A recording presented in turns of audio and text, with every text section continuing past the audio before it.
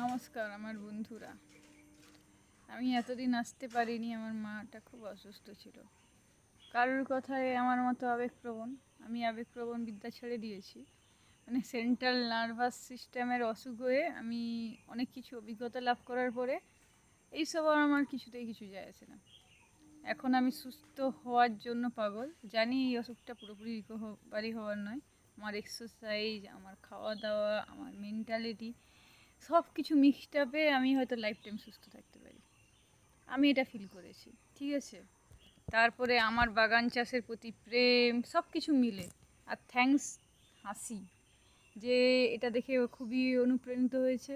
কারণ আমি অসুস্থ হয়েছিলাম, সে এসেছিলো যে মেয়েটা বিছানা থেকে উঠতে পারে না, সে কি করে হাঁটা চলা করতে পারে, কি করে সাইকেল ধরতে পারে, আবার বাগান চাষ এ ভেবেছিল আমি করিনি, অন্য কেউ করেছে, ফকটে ভিডিও দিয়েছি।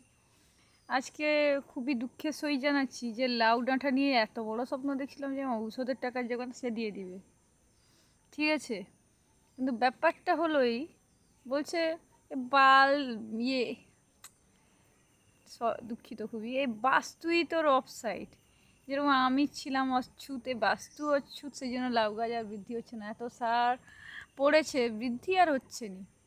কিন্তু কি বলবো, যাই হোক, আমার হনুমান গড়ি অর্থাৎ বরবটি, চ্যাপ্টা সিম, এই গাছগুলো টুকটাক হচ্ছে।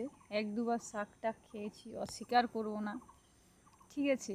তো কি বলবো, কিন্তু আমি বলছি আচ্ছা, অচ্ছুত যদি বাস্তু হয় তাহলে সব গাছই একই হবে না? তোমাদের কি মতামত?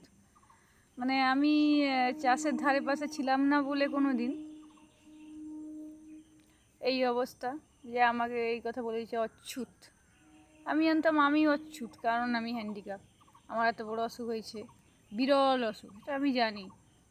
আমাকে ঔষধ দিতে এসে ফ্রাংরস থেকে বলে গেল যে পূর্ব মেদিনীপুরে আমি ছাড়া কেউ নেই ওই ঔষধের, এই ঔষধের কথা জিজ্ঞাসা করতে গেছিলো হাসি।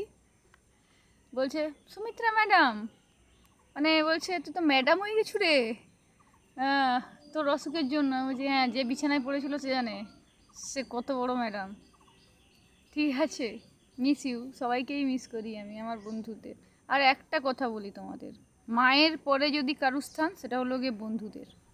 আর কারু স্থান দিও নি, সে যে রূপে হতে পারে, তোমার ক্লাসমেট রূপে হতে পারে বা তোমার স্বামী রূপে, অন্য কাউকে দিও নি। অন্য কেউই ঠিক নয়, ঠিক আছে। বন্ধু ছাড়া আমি সত্যি কিছু বুঝি না। মায়ের সাথেও আমার বন্ধুত্ব আছে, এই জন্য অসুস্থ হয়ে গেছিলো বলে আমি পাগল হয়ে গেছিলাম। মানে পাগল বলতে আবার রটানো পাগল মনে করো না, মা তো মাই হয়, ঠিক আছে। ঠিক আছে, চলো।